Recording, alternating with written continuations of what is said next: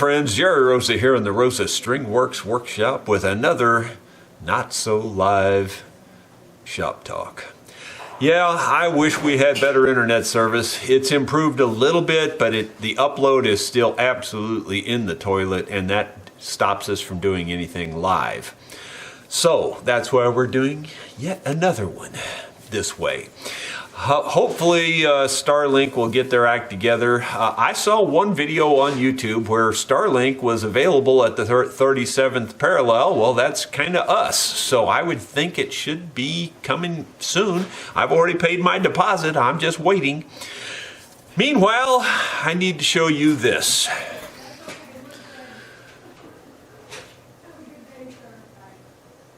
Yep. My daughter got smart again. This was another Christmas present. I've said that before on camera, I think. Or something very similar. So, you know, if the shoe fits, wear it. Speaking of t-shirts, got another one here, but this one's for a different purpose. It's not a sponsor exactly. They just sent me this stuff free. Super clean. And a camo hat. There you go, super clean. And so what is super clean? Well, this is super clean right here. I know why these companies are sending these things free, and that is obviously because it's pretty much free advertising. It costs them it's just the cost of their product, and they get quite a bit of free advertising out of it, especially on channels like mine that get quite a few views. I mean, when you sometimes get 10 million minutes of view time in a month, that's some pretty good free advertising. Now, I am not affiliated with this. I'm under no obligation to like it or dislike it.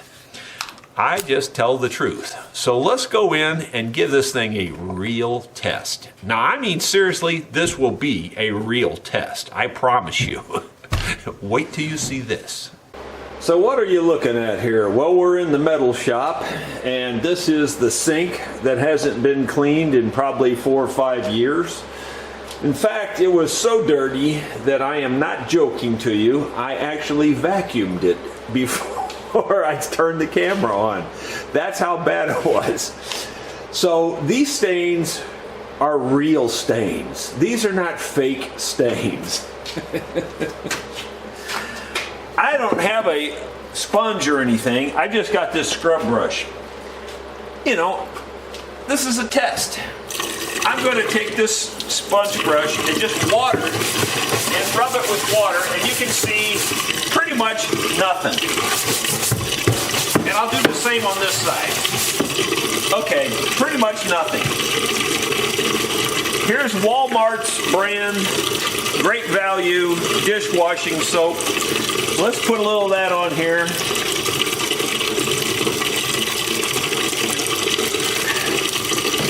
And we will scrub this side. This will be Walmart's side.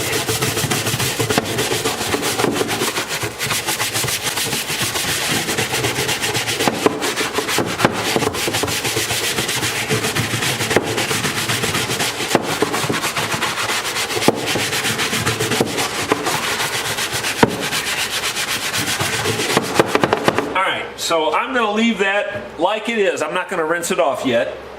I'm going to rinse the brush off to get the Walmart stuff out.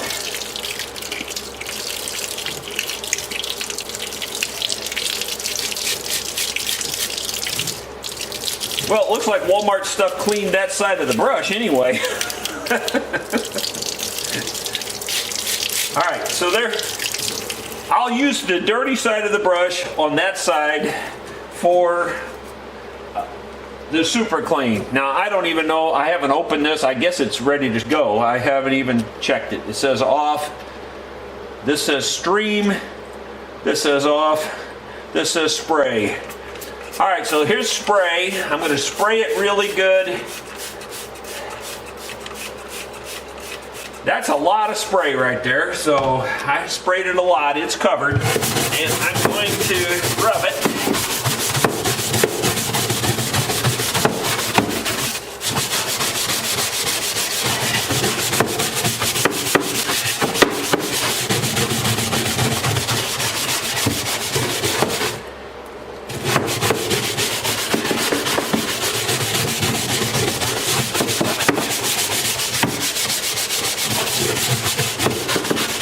Okay, so that's about the same amount of time.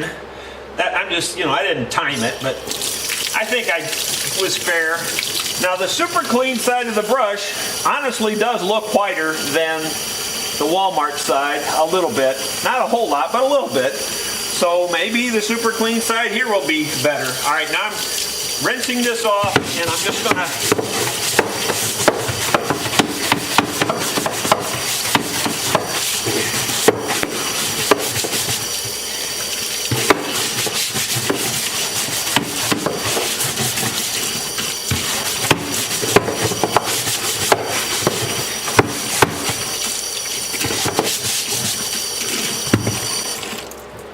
Well, that's a pretty clear winner.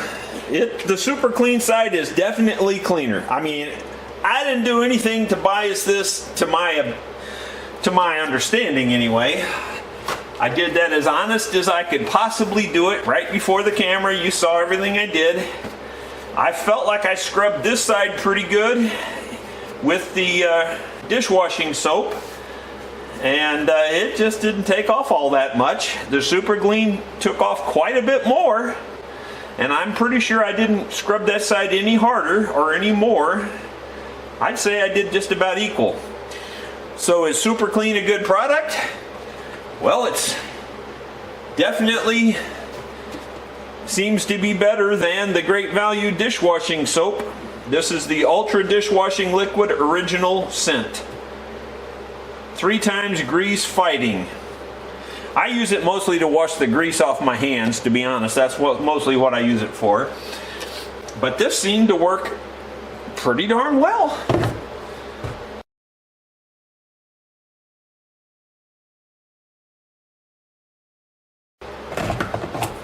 Hope you enjoyed that. So there you go, my friends. Super clean does work, and it works pretty good. And I got a t-shirt and a hat out of the deal. I do have a number of other viewer gifts, and we're going to get into those real quick and show you what those are. And then stick around, because I do have a few tips. These are just off the top of my head, things that have popped up over the last couple of weeks, and I thought I ought to mention them. And I think you'll enjoy them, and I think you'll get something out of it. My first gift came through Amazon from a Mr. Bob Marioni. And by the way, when I say first gift, it's just the first gift in the order that I'm showing them to you. Some of these have been here a while. This one actually just got here yesterday. So Bob, thank you very kindly for this. This is for the man who has everything. And we'll show it to you here. Get it put together. There you go.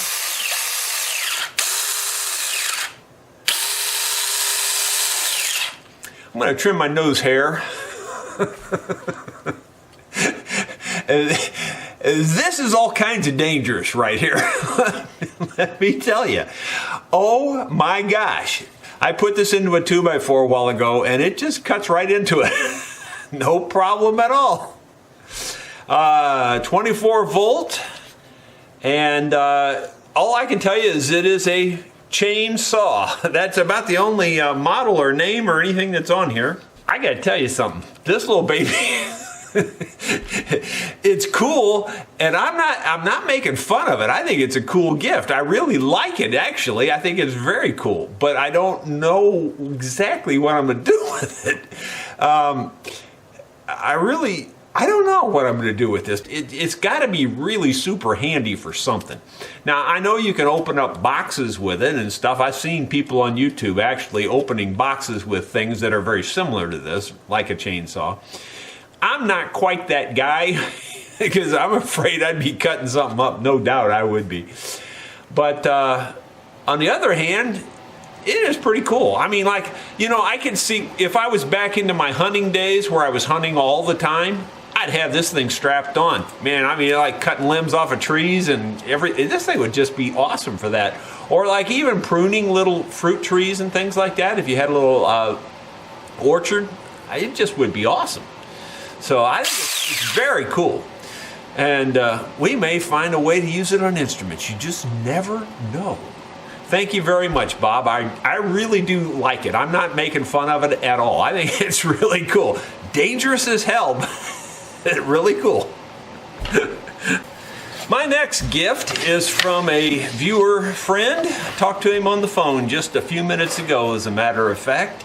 His name is Don. I'm not going to mention his last name because I don't know if he wants me to do that. I'm not going to read his letter, but it's a very heartfelt, very kind letter talking about how he very much appreciates my videos and that they pulled him out of a very deep place, dark place that he was in, perhaps even a suicidal place. He felt like the videos really did something for him and brought him back to his old self, and I just was just very glad to hear that, and he seems like such a nice man.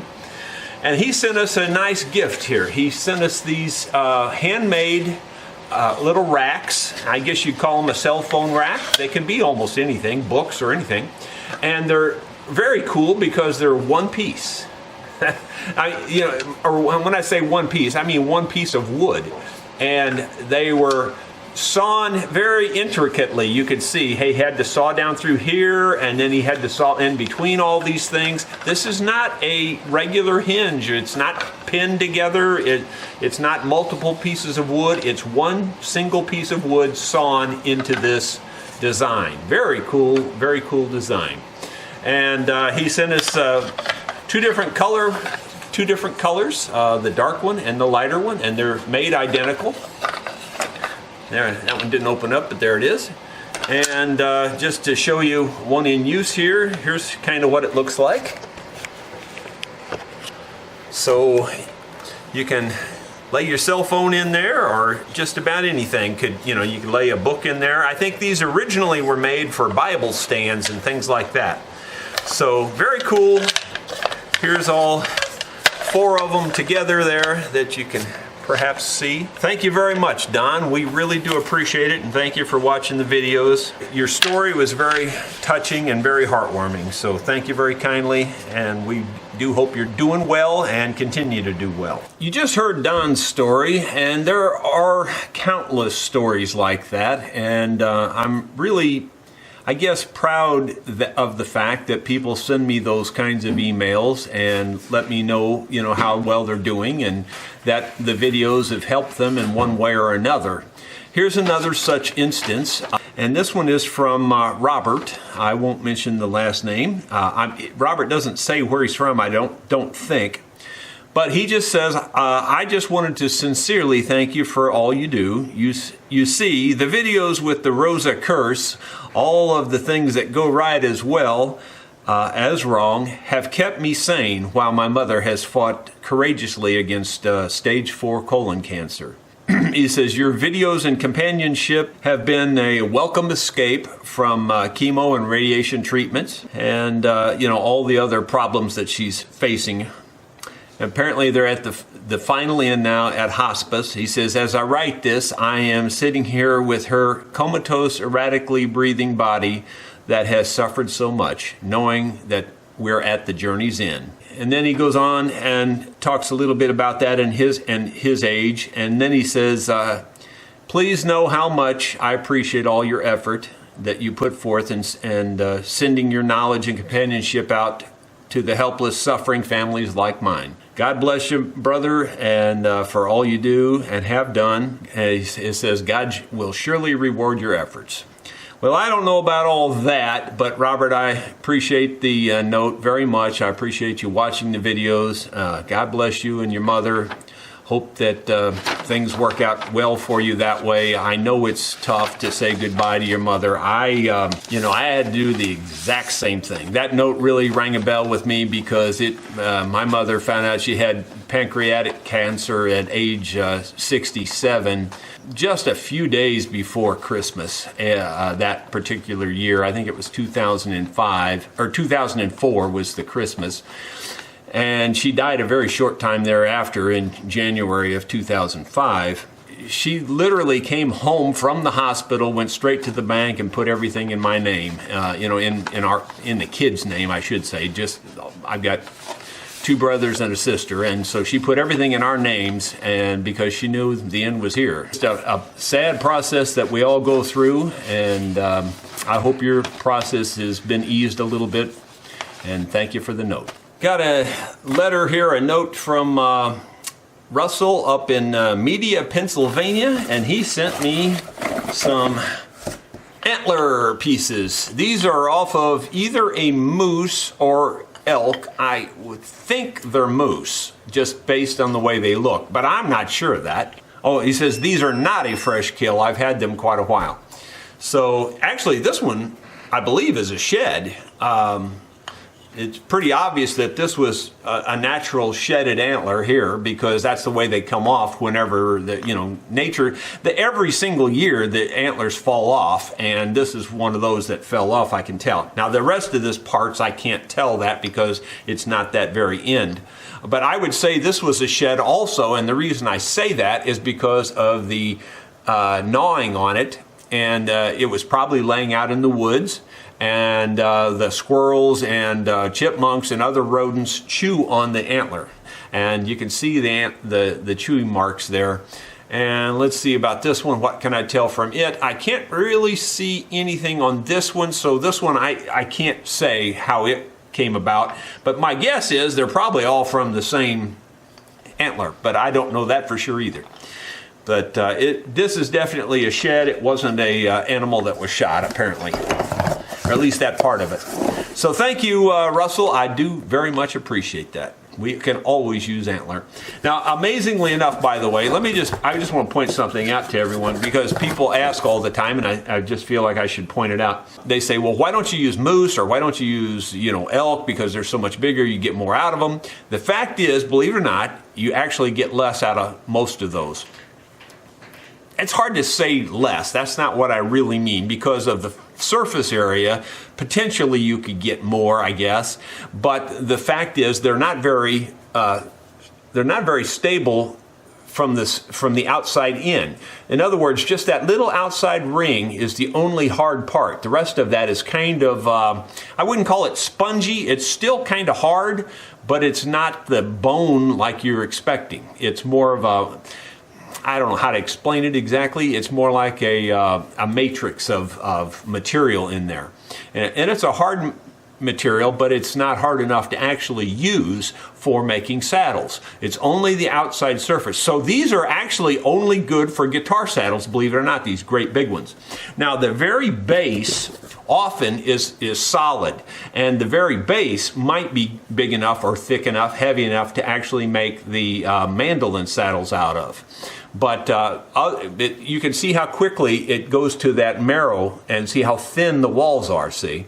So I just wanted to point that out, because people ask those kinds of questions all the time in my videos in the comments section. So once again, Russell, thank you very much. We will put them to good use.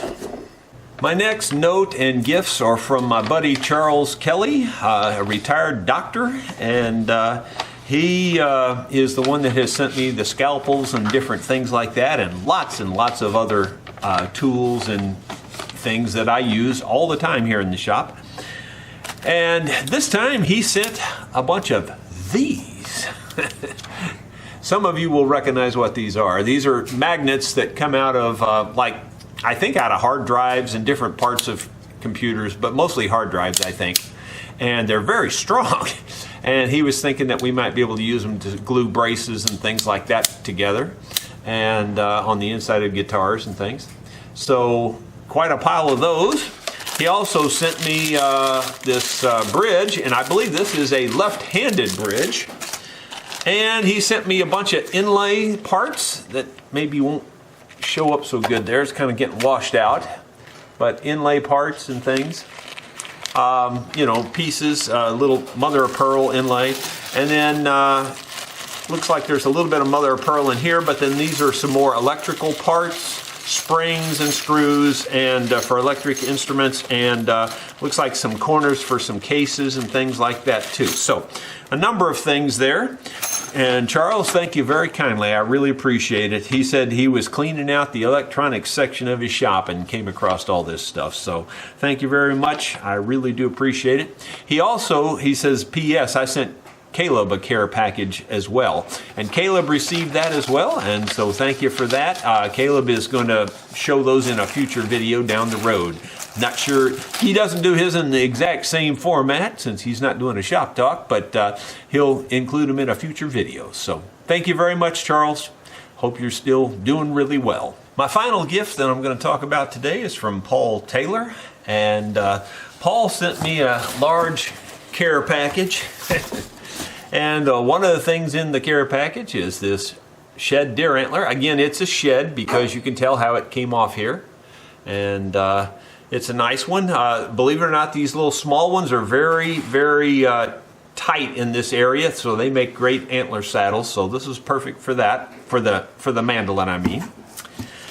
And he said he's included a few other things here. One thing he included was this depth gauge for for this caliper, and so you can set this on something, and then you can run the end of this down and measure your depth. And so it's kind of cool to have that. I often measure depth on a lot of things. Most of the time, mine are such small areas that you can't get much in there. So, but this will work a lot on various things. Like if I wanted to check the depth of a neck or something like that, a neck slot or something like that. But it's really cool. I do appreciate it. It's nice to have that as an add-on, and it's made by iGaging, which is also the same company that made this thing. So it's absolutely a perfect fit. So thank you very much for that, Paul. That's a tool I did not have in my arsenal, so it'll be handy to have it. The next thing he sent, he talks about, he sent a songbook here, which I haven't really looked through yet, haven't had time, but it's got a whole bunch of old-timey tunes here and old-timey pictures too, which is really cool. You see these. Like, just as an example, here's someone sitting with an auto harp and banjo, a couple of ladies, And so it's got like pictures like that all throughout. Very cool. And so I'll take a look at that. And then he sent 2 albums. He said they should be in really good shape because he always took very good care of them. And these are both by the New Lost City Ramblers. Now, I have heard of them, I believe. I don't really know anything about them specifically, but from the looks of their picture, my guess is they're probably folk and old-timey style music, perhaps a little bluegrassy, I don't know. Maybe square dance and folk and that sort of things, what it looks like. I know nothing about them other than that. Mike Seeger is one of the people on this. John Cohen and Tom Paley, it looks like. And those are the 3 names on this one as well. So, pretty cool. I'll give those a listen when I get time. I really do appreciate it. He says, P.S., he says, I want to thank you so much for all the instruction and entertainment without even trying. You have provided over the years, and it is immeasurable. So, he says, blessings in Christ to you and Caleb and all your family. So, Paul, I say the same back to you. God bless you. Thank you so much for these wonderful gifts, and we will put them to good use. Okay, I mentioned I had a tip or 2 that I was going to pass along, and I thought I would try to do that right now. Let me pull down. This is kind of one of those deals where you get to see a little ahead. Here's that 12 string I'm working on still. It's not finished, but we're getting real close. One of the tips I have to talk about, I thought of while working on this. This is real wood binding here, and it goes around these very sharp corners. Okay, and so if you try to bend wood at 90 degrees, and that's exactly what we did there. And in fact, if anything, it's a little more than 90 degrees because it's narrower down here than it is up there. So it's a slightly acute angle. Just try that sometime. See how good you can do with that, because it doesn't work real easy. There are certain kinds of wood, of course, that bend much better than others. But when you take this maple wood and you have it laminated with all these different plies, and hopefully you can see the plies there, and you got all that very stiff wood, and it doesn't want to bend around that corner. Well, the first thing I had to do, and this is where the tip came in, was I had to thin this down. This binding was much taller, and it was too tall. It would have looked clunky for the peg head. Now, I left it tall for the body. Well, actually, I even cut it down a little bit for the body. It was a little tall for the body, for the look I was going for. So I had to cut it down even more for the peg head. Now, you would think, well, that's all there is to it. You run it through your saw, you cut it down, now you bend it. No, that's not how you should do that. After you run it through your saw, here's the tip. That saw leaves little teeth marks in that edge. Every one of those little tooth marks is a potential breaking point. It's like scoring something. Like if you scored a piece of cardboard with a knife and then you bend it, it's going to bend right on that score line. Well, that's the same way this is going to happen here. If you score with all those little score marks with all those teeth in there, and then you try to bend that 90-degree angle, what's going to happen? It's going to snap on you. It's going to break. No question about it. Because those little score lines just send that signal right down through the wood. So, what I did, I just thought I'd pass this on to you. Now, I'll even show you the little rig I used. I actually have keep this little block right there by my thickness sander, and you can see one side is shallower than the other side. The other side's a little deeper. And so when I have a piece of binding that won't, like that's got a rough edge on it, I can lay it on here, put this underneath my thickness sander, and then slide the binding through here, and then that roller thickness sander actually sands the edge of that binding smooth. And that's what I did here, so that I got that edge perfectly smooth before I tried to bend it. Now, having said that, I just wanted to let you know that even though I did that, it still did crack on me a little bit on these angles, because they're super hard to bend, wood at more than 90 degrees, And so I did get a little bit of cracking there, but I tried to just keep going. It wasn't severe.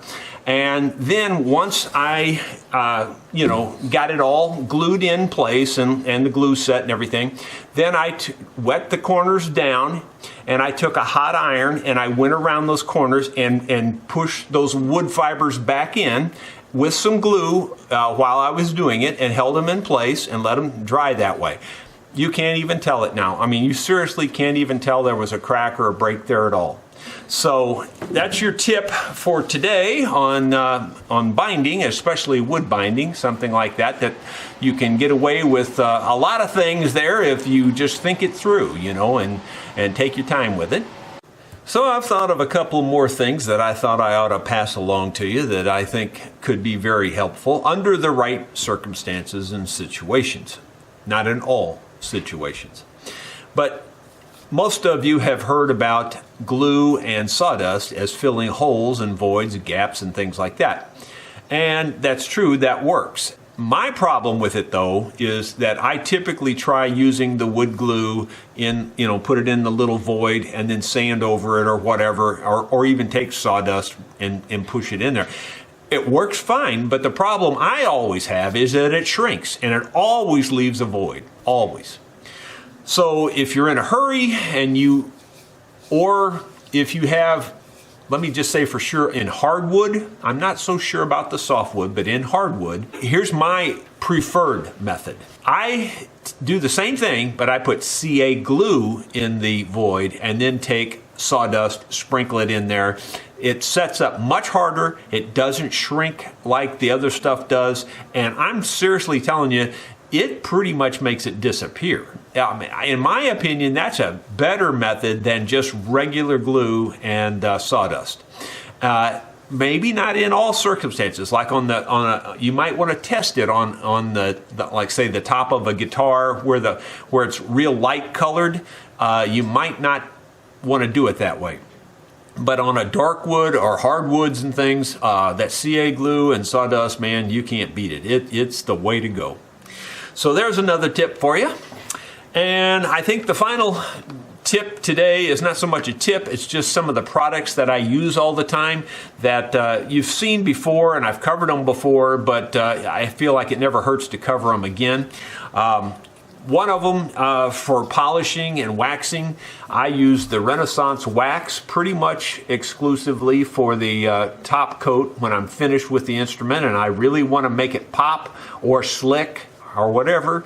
This Renaissance wax is really good stuff. You put it on in small areas and buff it off and put it on and buff it off. You don't coat the whole instrument in it and buff it off. Even though this wax removes easier than most paste waxes, they're all a little more work than just like a liquid polish. I do not like liquid polishes at all. I don't think they're a good thing for your instrument, especially on the plastics. They're not so bad on the finish, but they're not good on your plastics at all.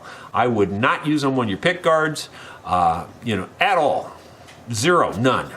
So just keep that in mind. This stuff here, on the other hand, I think it's more safe, like on your plastics, although I still don't even put this on my plastic pick guards and things. So just keep that in mind. Same way with all chemicals. Don't put them on your plastics. Here's semi-chrome polish. It's Happich, I believe, made in Germany. Some people say that this stuff is caustic, that it's got... that it's a cancer agent, that whole bit. So if you're not into, using this because you're afraid of that, then I would go with your Flitz polish here. And this is pretty good stuff too. Flitz metal polish. And what I use this for is, like, say you've got a scuffed area on your top or something and you want to bring it back to a nice polished look. You can use these things in small areas with a damp cloth and just work them out real good, and then take a dry cloth and polish that area. These things will bring it right back. They're also great for polishing your frets. If you want to make your frets look like a mirror, these things will do that. So that's really good stuff here. My filler of choice, if I need to use a filler, is Timbermate. I typically just keep the white in stock. They make it in just about every color under the sun. I typically just keep the white and then just dye it. And that's easier for me because, I've got to match too many different kinds of things all the time. I'm colorblind to boot, so it wouldn't really do me a whole lot of good to have a whole bunch of different colors anyway. So I can do just as good matching it with this and then putting some dye to it. And then the final product this is a fairly new product for us that we use all the time. Again, I get nothing out of any of this. These are not paid endorsements at all. Nobody knows I'm telling you these things. This Be Good oil is really good stuff. I like it a lot. Caleb seems to like it a lot, and we've both used it on fretboards and things, and I've used it on a lot of other things too, different kinds of raw wood projects like those door stops and things. I use this on there, and I think it's really good. So I would recommend it. Be Good oil. This came from Klingspors, KLINGSPOR''S woodworking shop. Klingspors Woodworking Shop is where we got it from. Be Good oil. And friends, I wanted to put this in the video today. It's not my fondest thing to talk about, but it's just a reality. And that is, and I hate to keep bringing up the arthritis thing because some people think I'm wimping out and other people, can sympathize because they suffer. But I don't like to talk about it. I don't really show the true effect on the video because, Caleb's over here listening to me grunt and groan all day long. Every time I move, something hurts. But the truth of it is, it has gotten so bad that I'm giving up taking custom orders. I'm not going to do any more custom builds. This 12 string that I showed earlier in the video is going to be the last custom build that I'm going to build. I say that's not exactly true. I have already committed to build one more guitar. It's a secret. It's a guitar that's going to be a surprise, and so I can't give that one out, but I will videotape that build as well. And then if I'm still capable after that one, and I'm not sure I will be, if I can still build after that one, I possibly will build myself an instrument or two, though it almost is pointless to do it because it's just hard to play even. So I don't know. I'm not looking for sympathy. I just wanted to point that out. I've already returned the deposits on 3 custom instruments. I always request a $1,500 deposit, so I returned 3 of those, and that's $4,500 out of the pocket here. And you might think, well, it wasn't your money anyway. You didn't, well, it's operating money. A business needs money to operate on, and that was some of our operating money, and so that's gone. Just the Rosa curse, if you will. Minutes after I wrote those checks, the Social Security Department contacted me and says, oh, guess what? You owe us $3,000. You got to pay us back because we gave you too much money. So there was $7,500 you might as well have just set a match to in just 5 minutes. It's just kind of the way it is these days. But I just wanted to point that out to you guys and let you know the story on that I really will not be taking any more custom orders for builds. I will keep working with Caleb in terms of repairs and things, and so we will probably have more repairs that you'll see down the road in the future, as long as I can do them. And who knows, this may become a one-man shop again. Caleb may be running the whole thing. So I hope you've enjoyed today's Shop Talk. If you have other ideas that you'd like to see me cover in future Shop Talks, you could put them in the comments, and or you can send me an email, and rosastringworks@gmail.com. Thank you very much.